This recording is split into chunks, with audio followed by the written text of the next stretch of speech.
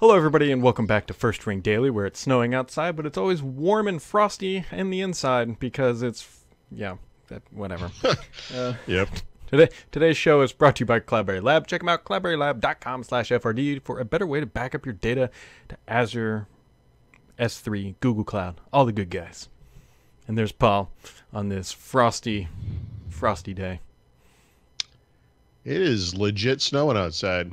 You know, I had kind of hoped that this would not pan out. Like the last storm was supposed to be a big deal here, and it wasn't. It was like 2 feet of snow in Boston, but no, this has the chance to be the most snow we've gotten in one day this whole winter. So, kudos to us for breaking the record there. Well, technically, it's spring now, as you pointed out last week, Paul. So this is the most snow you've gotten all spring. Right. It is that too. Yep. That makes it so much better. So much better. Why is Miracast already dead? Connect. There we go. Actually, here's a live look. Paul, this is the deck. Actually, I built this deck with my father. This is what is a grilling station. Most people just refer to this as a grill. I take the cover off. There's a nice racks in there where you can put your various meats and grill. But it's under, that picture is about 2 inches of snow. And I'm not going out in 2 inches of snow to grill my hamburgers and steaks. It's crap. I will. My wife does virtually all of the cooking here, including the grill work, and she actually will go out tonight in the snow and cook on the grill. But she's kind of a diehard in that way. Well, congratulations to her. Yeah, like I said to you earlier, like I sure desperately want it to be nice out so I can go outside, and the snow is just sapping my will to ever leave this house again. I'm sure we are going to have some sort of variant of chicken, either in some sort of crock pot or on the skillet or in the oven. Sure. Because maybe we'll do like chicken fajitas or something. I don't know. Days like this, like delivery of food must go up dramatically. Oh, and yeah. the people who work in those places must be like, seriously, like seriously. Not only are you too lazy to get your own food, but you want me to leave and drive around in this mess and then deliver something to you so I can get like $1 tip. You tightwad.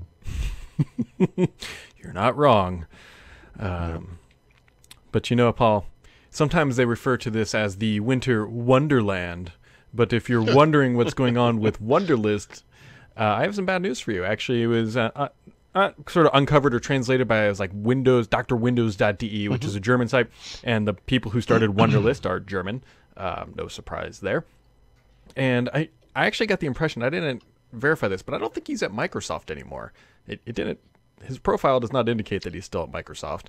But yeah, I think him speaking out about what happened is an indication that he might have left. Yeah. That he is expressing some frustration with the way things have gone. Here's the deal with Wunderlist. Paul and I have both said this has been a terrible botched acquisition along with Sunrise, but the story goes on. So here's what they did. Wunderlist was built on AWS. And obviously Microsoft doesn't want to pay Amazon any more money than it has to for whatever reasons. And so they needed to port the API and all that stuff in the databases from AWS to Azure. And they said that'll take a year. And so in April of 2017, they said, ta-da, here's to do. And we're going to kill Wunderlist. It's going away and blah, blah, blah. And so here we are just about a year later, and Wunderlist is still being updated. To-Do is still lackluster at best and compared to any other app like Todoist or even Wunderlist. And so somebody actually asked this guy, they said, hey, what's the deal? And long story short, he basically said porting that API over from AWS to Azure was hard. And the hilarious part of this, he said, actually, the Exchange Office integration was much more complicated than they thought, even though that's what Microsoft owns. And so they were way behind schedule. He was clearly frustrated in his tweets. And you could tell that Microsoft has just botched this entire process, everything from acquisition to announcement, because I can only imagine the people using Wunderlist are probably only the diehards. But if they had any sort of momentum going into this of converting people from Wunderlist to To-Do, they have now shot that pony and turned it into Elmer's glue. I mean, Microsoft hasn't transitioned a technology to their own platform as efficiently as this since they bought Hotmail back in the 90s, and it was running on FreeBSD, and it took them forever to move it over to their own stuff. Yeah, I feel like there is an impending mobile app disaster happening at Microsoft, and it's a disaster of volume and variety and duplication.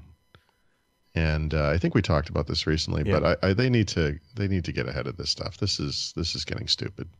I wonder how many people they have at that company who all work on the same thing, but just in a slightly different way, such as people working Right. on Wunderlist, people working on To Do, people working on Outlook tasks. All those It's probably hundreds and hundreds of small teams. Yeah, all in some way duplicating efforts that are happening elsewhere with other small teams. It's yeah, it really it doesn't have the feeling of something that is planned or part of a broader strategy. It just has, it's like the new Microsoft for anyone with an idea. There are no bad ideas, throw it out there somewhere. We'll find a way to make it happen. Hooray for us. I'd actually also would love to know how many people at Microsoft are working on an email product, meaning Outlook.com, Acompli or Outlook on iOS. How many people at Acompli, Microsoft Outlook are working? End of sentence. I Android, and then you've got it's desktop. got the vibe of people punching the clock. It's very strange. There's a lot of different email clients inside of Microsoft, and probably a lot of different groups. Now, granted, sometimes they have to be separate a little bit, like iOS and Android devs or whatever. But yeah, but yeah, I guess. I don't know. I don't know. Paul, this feels a little doom and gloom, doesn't it? What's that? Just the weather and everything in general. Should I? Hey, I wired up some happiness. I shared this privately with you. Oh, you're gonna show the video? Oh yeah. Oh, this might be a first Ring Daily first. It is. We are bringing third-party content direct to you. This is us turning into Tosh.0. I like it. Yes.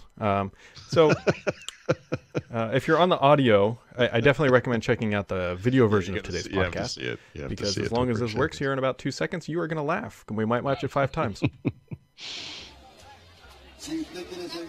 Somebody once told me the word. Tell me that is not perfect. Tell me that's not perfect for today.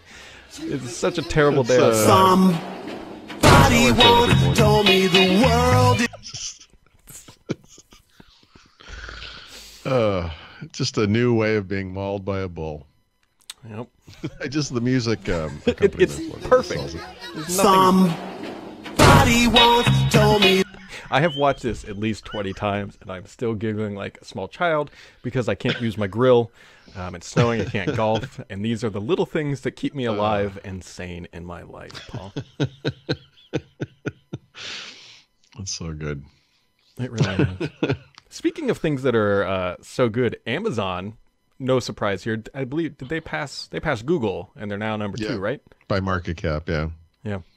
You're more of a money guy than I am, but from my uneducated viewpoint, market cap is a semi-nonsense term that has to do with the price of the stock and the number of outstanding shares and so forth, and it's a way to show the value or the valuation, I guess, of a company. So the biggest company by market cap is Apple, of course, and one of the big financial stories last year was that Apple might become the first company to race to a $1 trillion market cap. And they're actually kind of closing in on $900 million as we speak.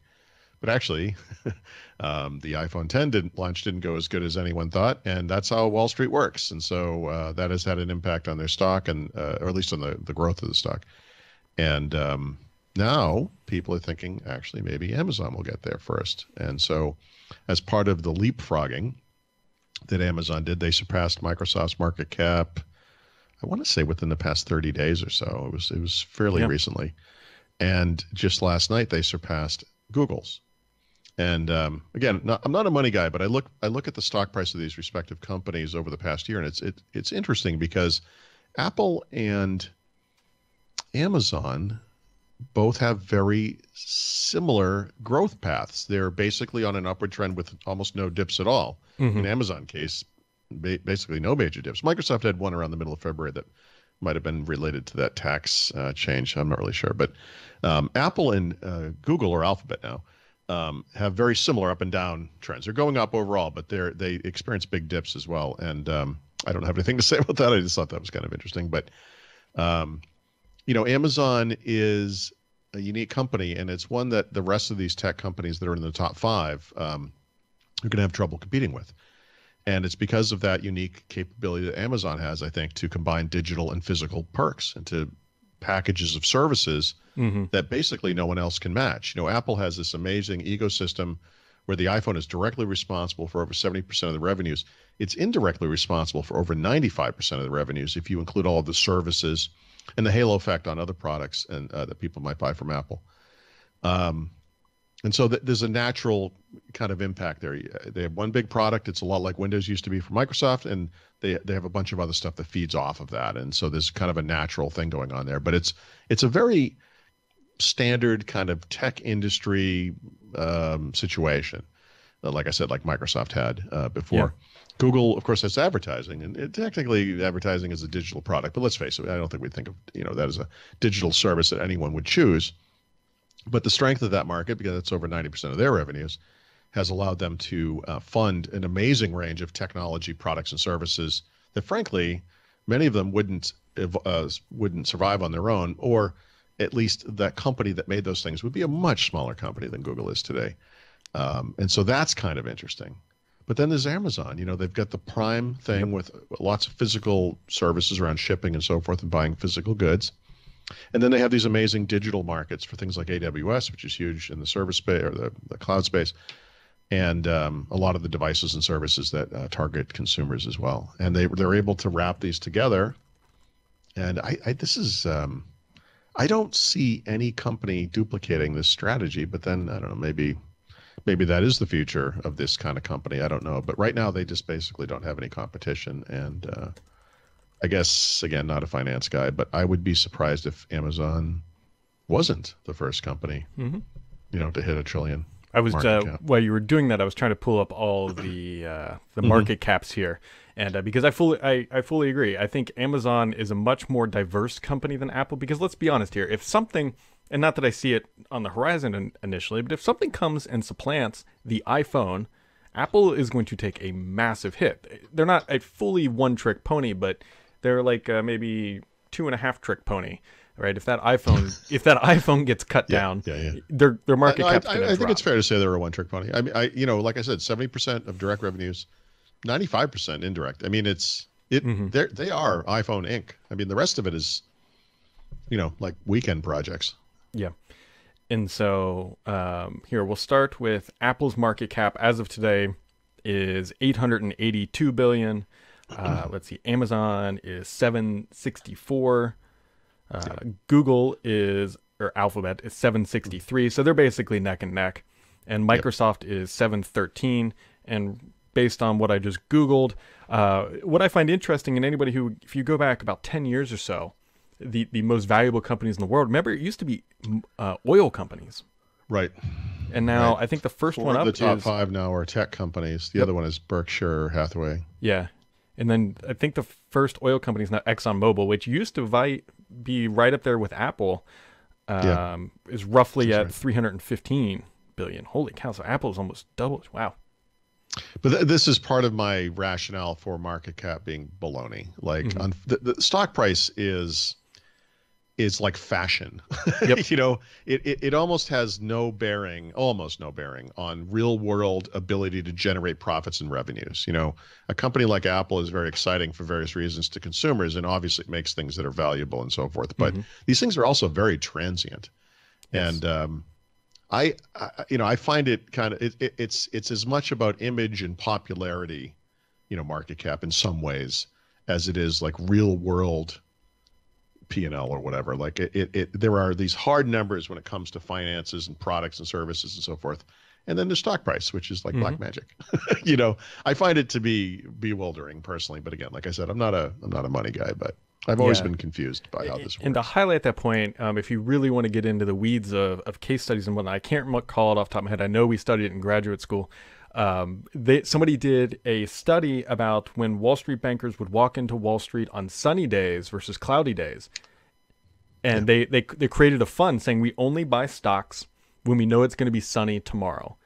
Yeah. Like where we happen to be. Yeah. Which is like, should have no impact on the price of steel in Asia. And yet, guess what? It does. Yep. Yeah, the whole thing's always been bewildering, like I said. Yep. Market cap's a good number if you're looking to buy a company because that says, hey, if you want to buy all the shares, that's what today's You need market to know how cap much is. it's worth. I mean, there is, Yeah. right. The value makes sense, right? The value is directly applicable to something in such a case, for sure. But it's not straight line though, because let's just say you're going to go buy Apple for 903 billion. Well, it doesn't work that way because as soon as you start buying shares, that price goes up. So you usually have to add like 10 to 15% premium at minimum if you actually think it's often even bigger than that, right? Yeah. A lot of the big tech purchases, the stock price gets jacked up because of the fact that people know that this thing is happening, and you have to, you settle on to say, well, we're gonna offer you some kind of a premium. You might remember this, maybe what the premium was on Nokia's value when they bought those assets. It was some huge number, like 38, yeah. 40%, something like that. I think it was, it's like when people are bidding for a house, sometimes you overpay just to seal the deal.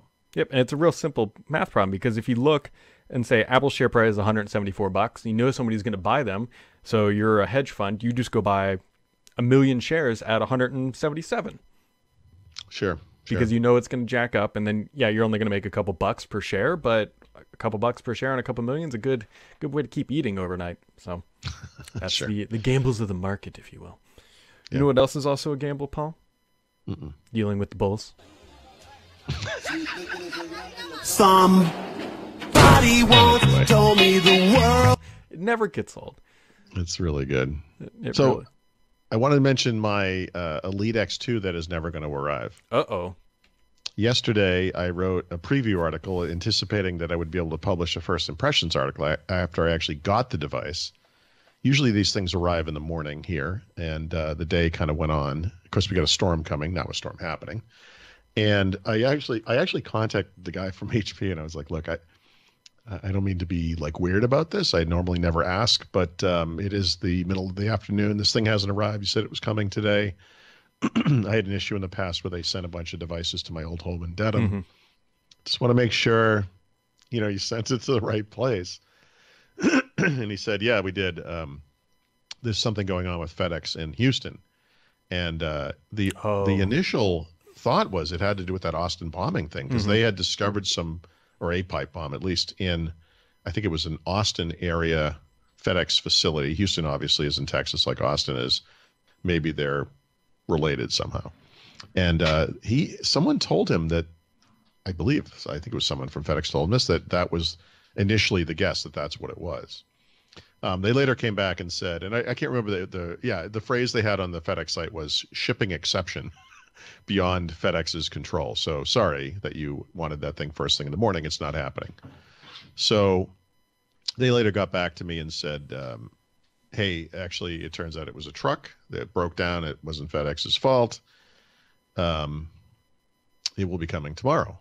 And I said, it's cute that you think it's coming tomorrow because tomorrow, which is now today, we're getting a Category 5 death storm, and I would be shocked if that thing ever was delivered today. So here's I can tell you what has happened so far, and I know this is exactly how it's going to go because you've experienced this. I look at the FedEx site this morning, and it says it is at the FedEx facility in Bethlehem, which is not a city. I guess it's a small city, but it's kind of let's say it's a city near here, and I'm like, okay, it's never going to leave that facility today. And then I checked later, and it said it's out on the truck for delivery. It will be there by 10:30 a.m. You may notice because we're recording this now. It's 11:20-ish in the morning. It's about an hour later than that. And I checked it just before we started the show, and the text has changed. Now it says it's out on the truck for delivery. And I can assure you, if I were betting on this, if I were betting money, this thing is never coming today. Because let me tell you something. This storm I'm looking at out there, it's not getting better. And the notion of a FedEx truck driving around, I wouldn't take my all-wheel drive vehicle out into this. Like, the thought that a FedEx truck full of packages is driving around in this is insane to me. And I think that they'll probably deliver a couple of high-profile customer-type deliveries and skip the little circle I live in because it's in the middle of frickin' nowhere. And, oh, my God, does it look like the North Pole out there. So my anticipation is I will get this thing tomorrow. Well, the saga goes on. Yeah. You got anything else for today, Paul, throughout? Yeah, I'm just going to sit by the front window with a candle and keep hitting refresh on the FedEx website because I really want to get this thing. I mean, look, you know how this is. Like any hardware delivery is kind of, it's, you know, we're like little kids on Christmas when this stuff happens. But this one is kind of important. Like I have this feeling about how this thing is going to perform and what it's going to do to the industry and so forth. This is the first step, I think, down a big path. And man, have I been waiting to test this thing. And it's like, come on. We will. Yeah. We will see. Yep. How about you? I don't know. I'm just going to look at my grill and see if any of this stuff's going to melt and shake my fist at it because that's... Just turn your grill on with the cover on. It'll be fine. Any other bright ideas over there? I mean, I know you don't grill, but... What could go wrong is like famous last words. Yeah. Yep. All right. Well, that what I think does it for today. Oh, Miracast still working. Still working. There's another plus for today. All right, folks. Today's show is brought to you by Cloudberry Lab. Check them out, cloudberrylab.com/FRD for a free trial offer that goes away in the near future. And we will be back here tomorrow. And it's not a Friday, so we'll be back normal time. Have yourselves a hopefully not snowy day.